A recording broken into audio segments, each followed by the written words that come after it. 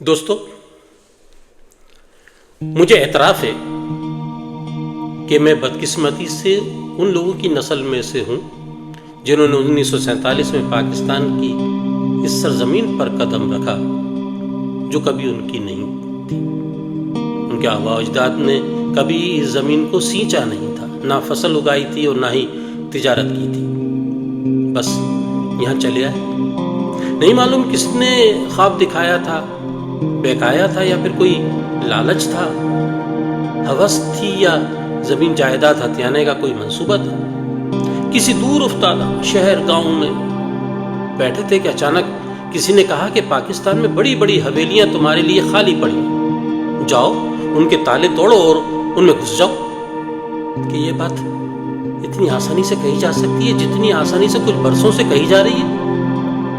جہاں تک میری اپنی ذات کا تعلق ہے، مجھے اس بات پر ہمیشہ فخر رہا ہے کہ میں ان کی اولاد ہوں جنہوں نے نہ کبھی ہندوستان میں چھوڑ آئے گھر کا کلیم فارم بھرا، نہ کلیم میں کچھ حاصل کیا، نہ کسی زمین پر قبضہ کیا۔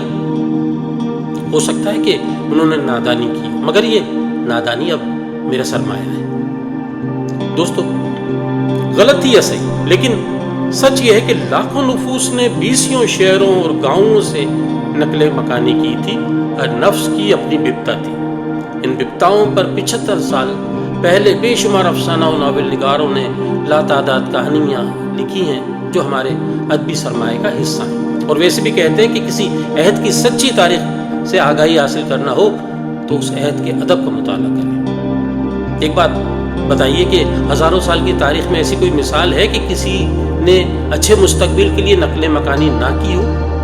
اچھا مستقبل سماجی، معاشی، نظریاتی، ثقافتی یا سیاسی کسی بھی طرح کا ہو سکتا ہے، لیکن اگر کوئی معاشی ترقی کرنا چاہتا ہے تو سفر کرتا ہے۔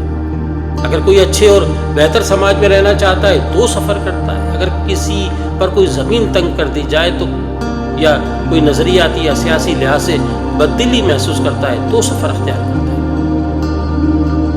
ایک فرد یا ایک خاندان کی نقل مکانی یک طرفہ فیصلہ ہوتا ہے، لیکن کسی خطے کے ہزاروں خاندانوں کی نقل مکانی کا عمل برسوں میں مکمل ہوتا ہے اور کبھی کبھی تو مکمل ہی نہیں ہوتا، جیسا کہ 1947 میں ان منصوبہ بندی کے فقدان کی وجہ سے اب تک کسی شکل میں بھی مکمل نہیں ہوا۔ کچھ سرکردہ لوگ سیاست دان جنہیں اس کا ذرا بھی ادراک نہیں تھا، نہ ہی کسی کوئی تجربہ اور مثال تھی کہ سبق سیکھتے، اور اگر مثال موجود نہیں تھی تو کم از کم دانش سے کام لیا ہوتا۔